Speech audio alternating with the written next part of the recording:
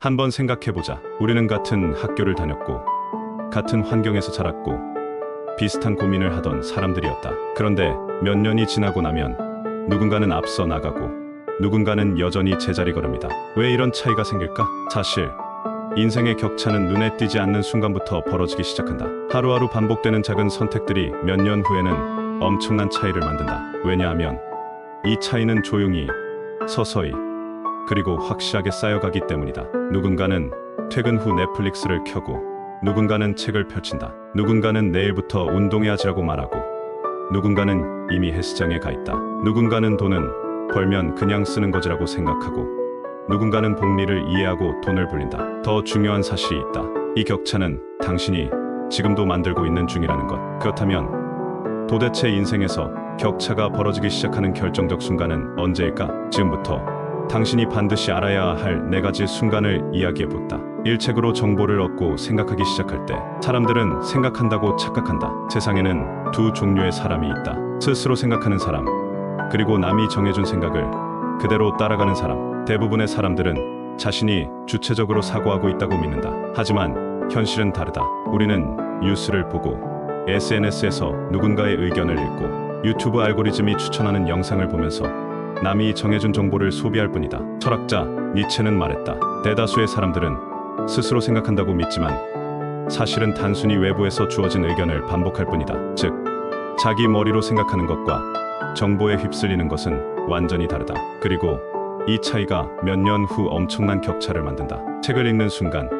사고방식이 완전히 바뀐다. 책을 읽는다는 것은 단순한 정보 습득이 아니다. 책을 읽는 순간 우리는 다른 사람의 머릿속에 들어가 그의 지식을 흡수하는 것과 같다. 한번 생각해보자. 우리는 책을 통해 100년 전, 500년 전, 심지어 2000년 전 사람들의 생각을 내 것으로 만들 수 있다. 빌 게이츠가 10년 동안 쌓아온 통찰을 책 한 권으로 며칠 만에 배울 수 있다. 워런 버핏이 50년간 투자하면서 얻은 지혜를 몇 시간 만에 읽고 내 삶에 적용할 수 있다. 책을 읽지 않는 사람과 읽는 사람의 차이는 여기서부터 시작된다. 책을 읽는 사람은 단순한 정보 소비자가 아니라 자기 생각을 구축하는 사람이 된다. 하지만 책을 읽지 않는 사람은, 그들은 자신이 깊이 생각하고 있다고 믿지만 사실은 미디어가 제공하는 정보를 그대로 받아들일 뿐이다. 이 차이가 1년, 5년, 10년 후에 엄청난 격차를 만든다. 심리학적 관점, 인지의 저주에서 벗어나라.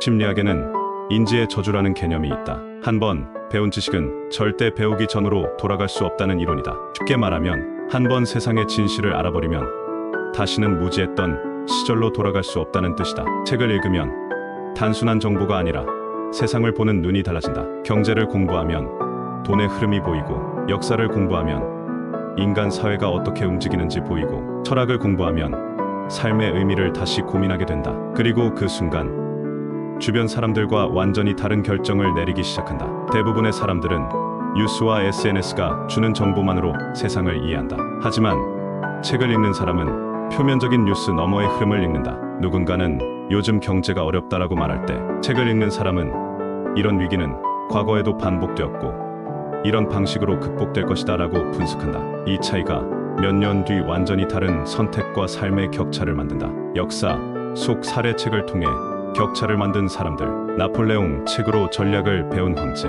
나폴레옹은 어려서부터 엄청난 독서가였다. 그는 전쟁에서 이기기 위해 알렉산드로스 대왕, 한니발, 카이사르의 전술을 책으로 배웠다. 그 결과 단순한 군인이 아니라 천재적인 전략가가 되어 유럽을 정복했다. 빌 게이츠, 1년에 50권 이상의 책을 읽는 습관. 빌 게이츠는 세계 최고의 부자가 되었음에도 여전히 1년에 50권 이상의 책을 읽는다. 그는 말했다.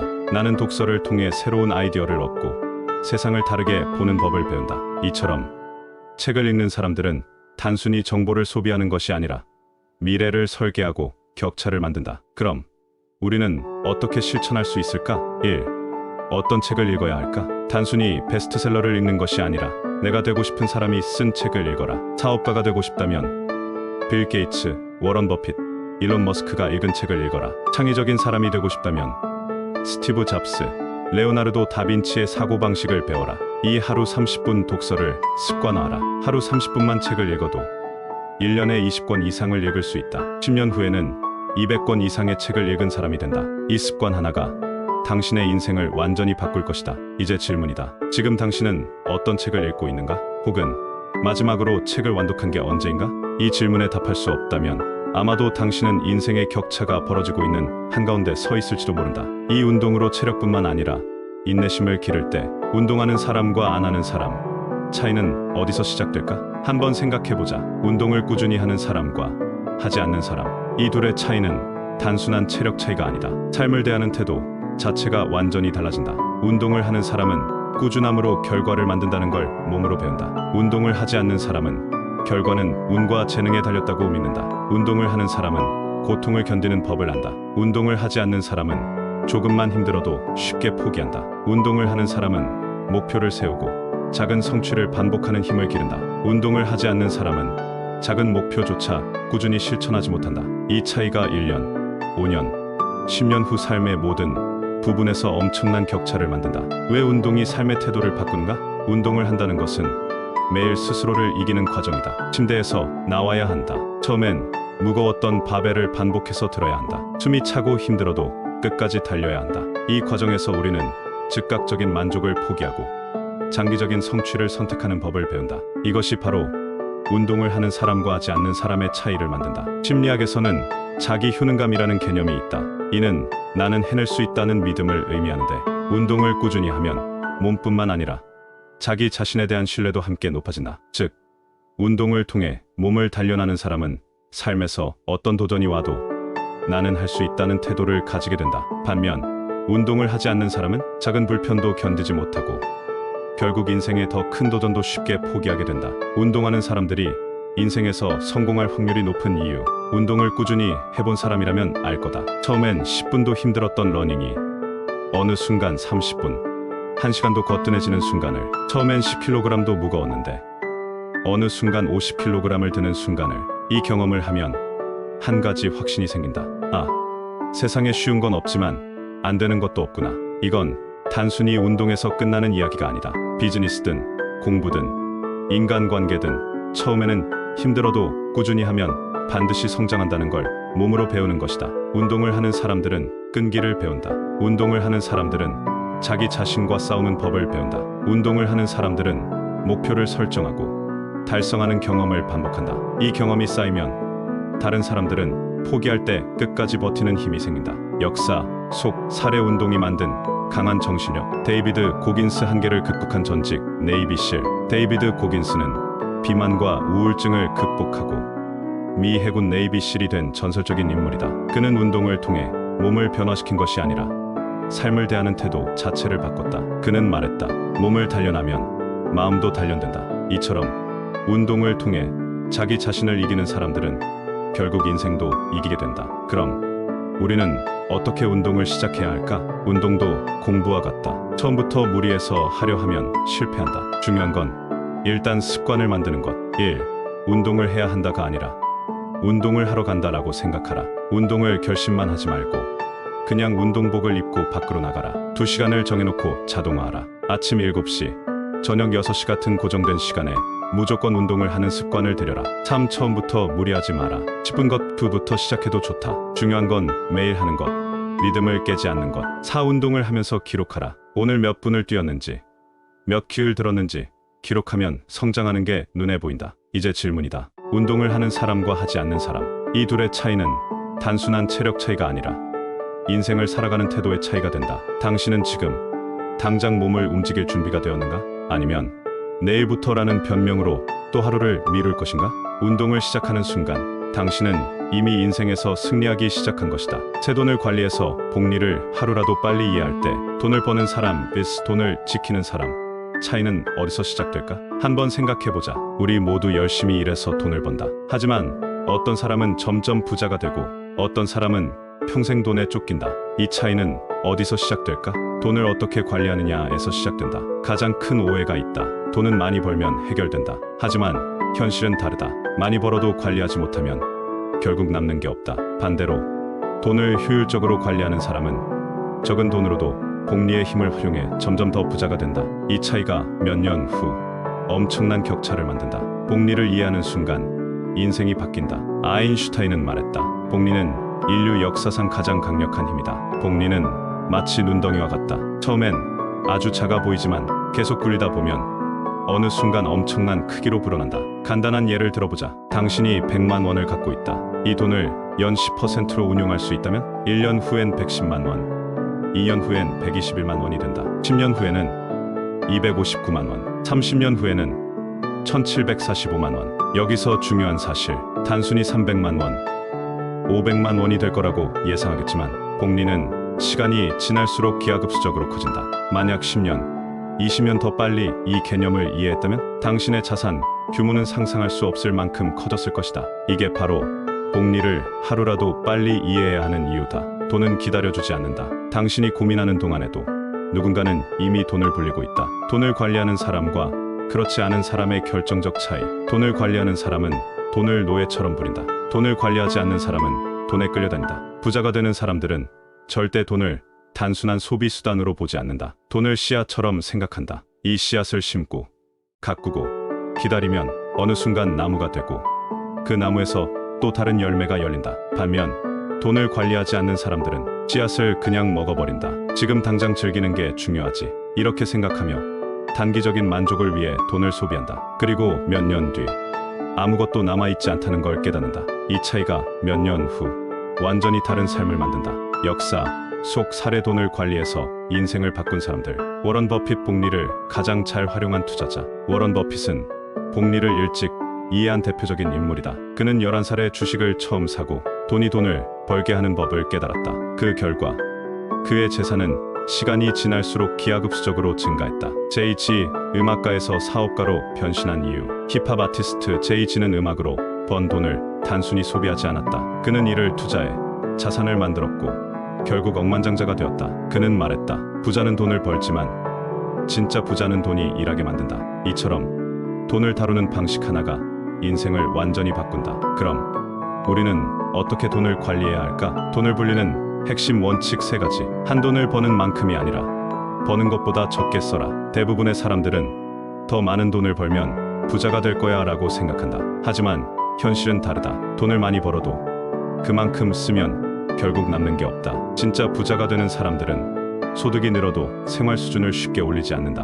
수입보다 적게 쓰는 습관을 들이는 순간 당신은 돈을 다루는 상위 1%의 사고방식을 갖게 된다. 두 돈을 자산으로 바꿔라. 단순히 돈을 모으는 게 아니다. 돈을 자산으로 바꾸는 것이 핵심이다. 돈을 그냥 통장에 넣어두는 게 아니라 주식, 부동산, 사업, 지식, 자산 같은 돈을 만들어내는 시스템에 투자해야 한다. 소득을 단순한 소비로 흘려보내지 말고 미래를 위한 자산으로 변환하는 것. 이것이 부자가 되는 사람들의 공통된 원칙이다. 제 시간을 활용하라. 복리는 시간 싸움이다. 복리는 얼마를 투자했느냐 보다 얼마나 빨리 시작했느냐가 더 중요하다. 1000만 원을 40세에 투자한 사람과 100만 원을 20세에 투자한 사람이 있다면 나중에 더 큰 자산을 가진 사람은 누구일까? 놀랍게도 20세에 100만 원을 투자한 사람이 더 큰 자산을 가진다. 왜냐하면 복리는 시간이 지나면서 기하급수적으로 커지기 때문이다. 이 차이를 아는 사람과 모르는 사람, 그들의 인생은 완전히 다르게 흘러간다. 이제 질문이다. 지금 당신은 돈을 소비하고 있는가? 아니면 돈을 키우고 있는가? 당신의 통장은 단순한 숫자 저장소인가? 아니면 돈을 불리는 시스템인가? 이 질문에 대한 답이 당신이 앞으로 부자가 될 것인지 평생 돈에 쫓길 것인지 결정할 것이다. 복리를 이해하는 순간 당신의 인생은 달라진다. 단 1년이라도 더 빨리 시작할 수 있다면 당신의 미래는 지금보다 훨씬 더 나아질 것이다. 사인간 관계를 좁히면서 초점을 맞추기 시작할 때 많은 사람을 아는 것과 올바른 사람과 함께하는 것은 다르다. 한번 생각해보자. 어릴 때는 친구가 많을수록 좋은 것 같았다. 사람들과 두루두루 잘 지내면 인생이 더 풍요로워질 것 같았다. 하지만 시간이 지나면서 깨닫는다. 많은 인간관계가 아니라 깊이 있는 인간관계가 중요하다. 우리는 한정된 에너지를 가지고 있다. 그리고 너무 많은 관계를 유지하려고 하면 정작 중요한 사람들에게 집중할 수 없다. 결론은 하나다.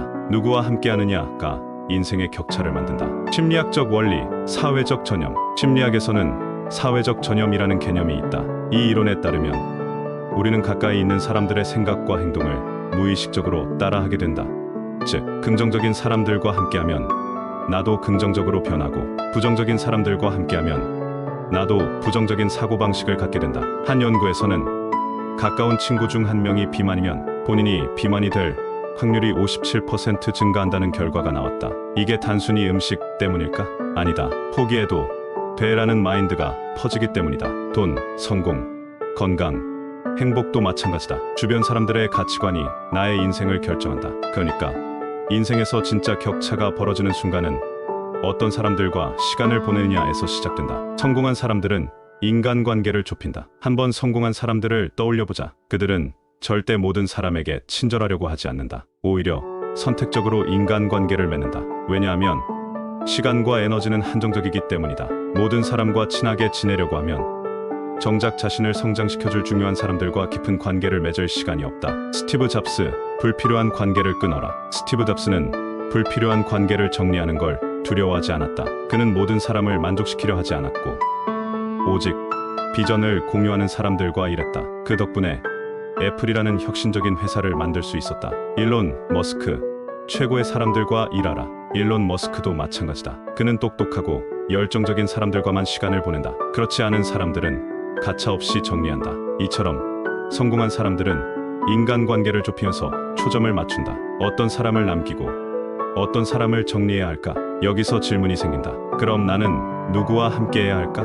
이걸 결정하는 간단한 기준이 있다. 에너지를 주는 사람 vs 에너지를 빼앗는 사람. 에너지를 주는 사람. 대화를 하면 동기부여가 된다. 새로운 아이디어를 주고받을 수 있다. 나의 성장을 응원해준다. 에너지를 빼앗는 사람. 항상 불평, 불만을 늘어놓는다. 남을 험담하고 부정적인 말만 한다. 내가 성장하려 하면 그게 될까? 라며 발목을 잡는다. 에너지를 주는 사람과 함께하면 자연스럽게 더 나은 사람이 되고 싶어진다. 반면 에너지를 빼앗는 사람과 함께하면 나도 모르게 부정적인 사고방식에 물들어 버린다. 목표가 있는 사람, 목표 없이 사는 사람. 목표가 있는 사람과 함께하면 나도 목표를 세우게 된다. 목표 없이 사는 사람들과 함께하면 나도 그냥 흘러가게 된다. 한번 생각해보자. 당신 주변에 있는 사람들은 자기 목표를 위해 노력하고 있는가? 아니면 그냥 하루하루 시간을 때우고 있는가? 만약 후자라면 그들과 함께하는 시간이 많을수록 당신도 같은 길을 걷게 될 가능성이 높다. 나를 성장시켜주는 사람 vs 나를 끌어내리는 사람. 성장하는 사람들과 함께하면 나도 성장한다. 정체된 사람들과 함께하면 나도 멈춰버린다. 단순히 오래 알고 지낸 사이라는 이유만으로 관계를 유지할 필요는 없다. 내가 성장할 수 있는 사람들과 시간을 보내야 한다. 그럼 어떻게 인간관계를 좁히고 초점을 맞출 수 있을까? 먼저 당신이 원하는 방향을 정하라. 나는 어떤 삶을 살고 싶은가? 나는 어떤 사람이 되고 싶은가?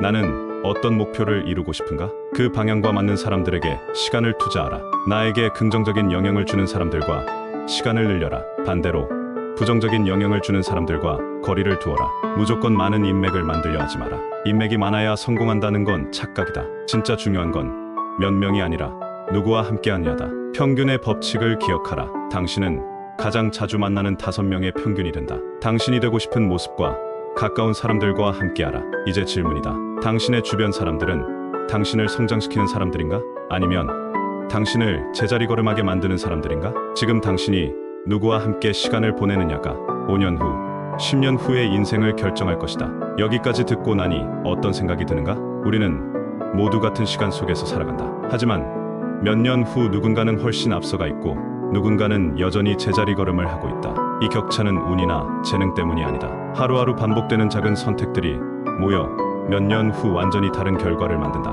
오늘 이야기한 격차가 벌어지기 시작하는 순간 네 가지를 다시 떠올려 보자. 일책을 읽고 정보를 얻기 시작할 때, 이 운동을 통해 체력과 인내심을 기를 때, 새 돈을 관리하고 복리를 이해하기 시작할 때, 사인간관계를 좁히고 초점을 맞추기 시작할 때.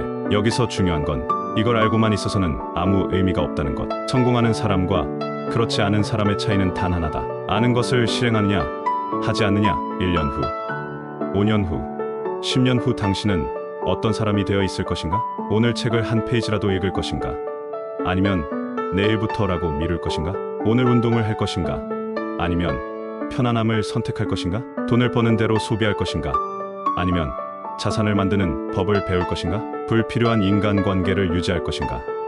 아니면 더 나은 사람들과 함께 할 것인가? 이 질문에 대한 당신의 답이 1년 후, 5년 후, 10년 후의 삶을 결정할 것이다. 오늘부터 실천할 한 가지를 적어보라.